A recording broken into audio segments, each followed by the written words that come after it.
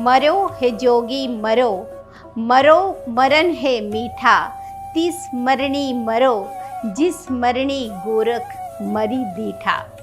नमस्कार, उदय India digital में आपका स्वागत है। मैं हूँ उपाली अपराजिता। यूपी के मुख्यमंत्री योगी आदित्यनाथ को आपने देखा होगा। वो एक कुशल प्रशासक और बेहद सरल व्यक्तित्व के हैं, लेकिन दिन रात आम जनता की चिंता करते हैं। जरा सोचिए कि जब शिष्य ऐसा है तो गुरु कैसा होगा। हम बात कर रहे हैं गुरु गोरखनाथ की, जिनकी गोरख पीठ पर फिलहाल योगी आदित्यनाथ विराजमान है।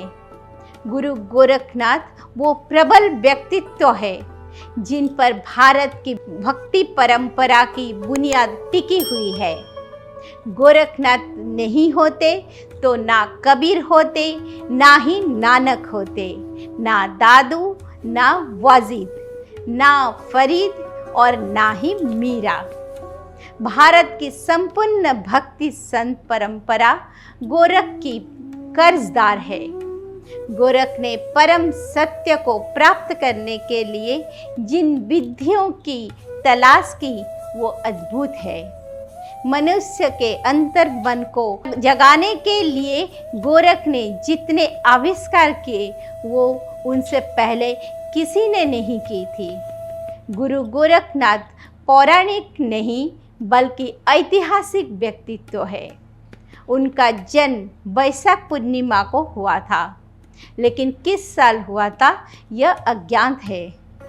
वो राजा विक्रमादित्य के समकालीन थे, जो पहले शताब्दी में भारत के सम्राट थे। विक्रमादित्य के बड़े भाई राजा भर्तृहरि को गुरु गोरखनाथ ने संन्यास की दीक्षा दी थी। गोरखनाथ स्वयं शिव के अवतार माने जाते हैं। उनके जन्म की कई चमत्कारी और रहस्यमय कथा है, जैसे कि वो गोबर के ढेर से उत्पन्न हुए थे। उनके पास आकाश गमन, तीनों लोकों में आने जाने, मुर्दे के जिंदा करने आदि जैसे समस्त सिद्धियां थी। वो इतने सिद्ध सन्यासी थे कि उनके गुरु मच्छिंद्रनाथ को जब असम के योगिनियों ने अपने मोह पास में बांध लिया था, तब गोरखनाथ ने ही जाकर अपने गुरु को छुड़ाया था। उनके उपस्थित हर युग में मानी जाती है। वो श्री राम के राज्याभिषेक और श्री कृष्ण और रुक्मिणी के विवाह जैसे समारोह में उपस्थित रहते थे। गोरखनाथ की सिद्ध परंपरा में 9 नाथ और 84 सिद्ध सन्यासी हुए थे, जो कि एक से बढ़कर एक थे। गोरखनाथ का महत्व हिंदू के अलावा बौद्ध, सिख और जैन परंपराओं में भी है। गुरु ग्रंथ साहिब में गोरखनाथ की कई वाणियां संकलित है। तंत्र साधना, हठ योग, योगिनी कौलमत आदि प्राचीन परंपराओं में वो निष्णात थे। देश के कई हिस्सों में अलग अलग रूपों में उनकी पूजा होती है। वो बाल ब्रह्मचारी थे। जिस बाबा बालकनाथ की पूजा पंजाब और हरियाणा के कई इलाकों में होती है, वो भी गोरखनाथ का ही एक स्वरूप है। आज भी भगवा वस्त्र पहनकर सारंगी बजाते हुए घूमने वाले लाखों योगी उन्हें बाबा गोरखनाथ की परंपरा से है।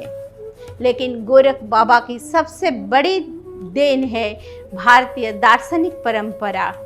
वो भारत की सामान्य लोक भाषा में अपना संदेश देते थे।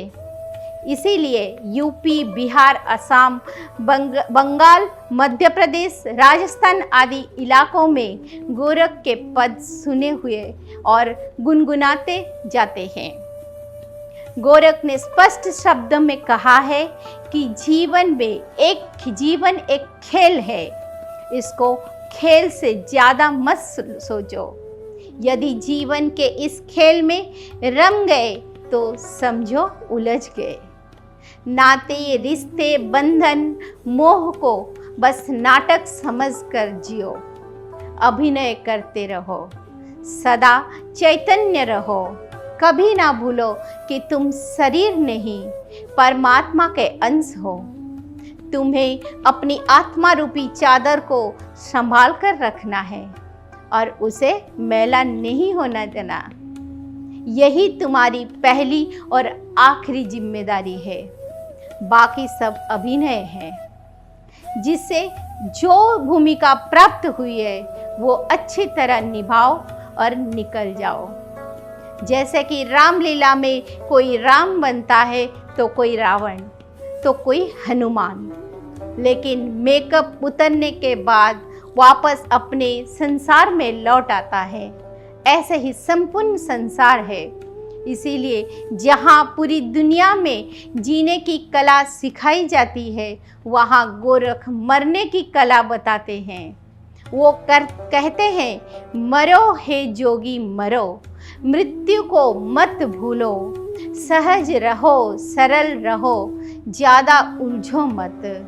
चाहे कुछ भी करो, लेकिन अपनी चेतना को हमेशा जागृत रखो। गोरख कहते हैं, हसीबा बोलीबा धरीबा ध्यान, अहन अहनिसी कथिबा ब्रह्म ज्ञान। यानी संसार में रहकर हंसते बोलते रहो, अपने सभी कर्म करते रहो, लेकिन अपने चित्त को जगाए रखो, ध्यान बनाए रखो। यही वो ब्रह्म ज्ञान है जिसे पाने के लिए ऋषि मुनि शरीर सुखाते हैं, हजारों साल तपस्या करते हैं। यही ज्ञान गीता में भगवान ने अर्जुन को भी दिया था। गोरखनाथ ने ऐसे सरल भाषा में सबके लिए प्रस्तुत किया। इसके लिए भारत की दार्शनिक परंपरा में गुरु गोरखनाथ का स्थान अमर रहेगा।